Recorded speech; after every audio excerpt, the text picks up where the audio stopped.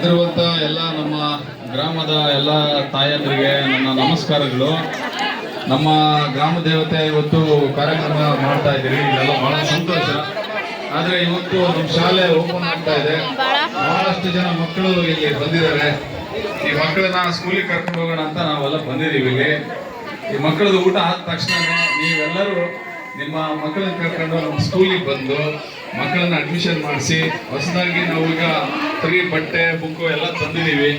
ನಿಮ್ಗೆ ಅವನ್ನೆಲ್ಲವನ್ನು ಕೊಡ್ತೀವಿ. ಇವತ್ತು ಅಧಿಕೃತವಾಗಿ ಶಾಲೆ ಪ್ರಾರಂಭ ಆಗ್ತಾ ಇದೆ. ಅದರಿಂದ ನಾನೆಲ್ಲ ತಾಯಂದ್ರಲ್ಲಿ ವಿನಂತಿ ಮಾಡ್ತೀನಿ, ನೀವೆಲ್ಲರೂ ಕರ್ಕೊಂಡ್ಬಂದು ಇವತ್ತು ನಮ್ಮ ಸರ್ಕಾರಿ ಶಾಲೆಗೆ ಮಕ್ಕಳನ್ನ ಸೇರಿಸ್ಬೇಕಂತ ವಿನಂತಿ ಮಾಡ್ತೀನಿ. ಎಲ್ಲರಿಗೂ ನಮಸ್ಕಾರ. ಇತ್ತೀಚೆಗೆ ಹೊಸದಾಗಿ ಬಂದಿರತಕ್ಕಂಥ ಧಾರವಾಡ ಗ್ರಂಥಾಲಯ ಕಡೆಗೂ ಸಹ ಮಕ್ಕಳು ಹೆಚ್ಚಿನದಾಗಿ ಬರಬೇಕು. ಹಾಗೆ ಶಿಕ್ಷಣ, ಎಲೆಗೆ ಹಾಕಿದ ಶಿಕ್ಷಣ ಭೂಮಿಗೆ ಹಾಕಿದ ಬೀಜ ಎಂದೂ ಸಹ ಒಂದಲ್ಲ ಒಂದು ಬೆಲೆ ಕೊಡುತ್ತೆ ಅಂತ ಈ ಸಂದರ್ಭದಲ್ಲಿ ಹೇಳಿದ್ದಾರೆ. ಹಾಗೆ ಸಹ ಶಾಲೆ ಬಿಟ್ಟ ಮಕ್ಕಳನ್ನು ಸಹ ಶಾಲೆಗೆ ಹೆಚ್ಚಿನದಾಗಿ ಸೇರಿಸಿ ತಂದೆ ತಾಯಿಗಳು ತಮ್ಮ ಕೀರ್ತಿ ಪತಾಕೆಯನ್ನ ಮಾಡಬೇಕಾಗ್ತದೆ.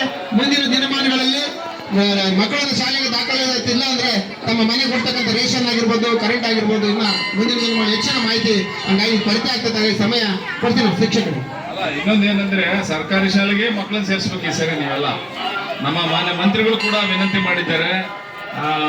ಎಲ್ಲ ಇಲಾಖೆ ಬಹಳ ಕಟಿಬದ್ಧವಾಗಿ ಸರ್ಕಾರಿ ಶಾಲೆಯಲ್ಲಿ ಶಿಕ್ಷಣ ಕೊಡಬೇಕು, ಒಳ್ಳೆ ಶಿಕ್ಷಣ ಕೊಡಬೇಕು ಅಂತ ಬಹಳ ಈ ವರ್ಷ ಇನಿಷಿಯೇಷನ್ ತಗೊಂಡಿದ್ದೀವಿ.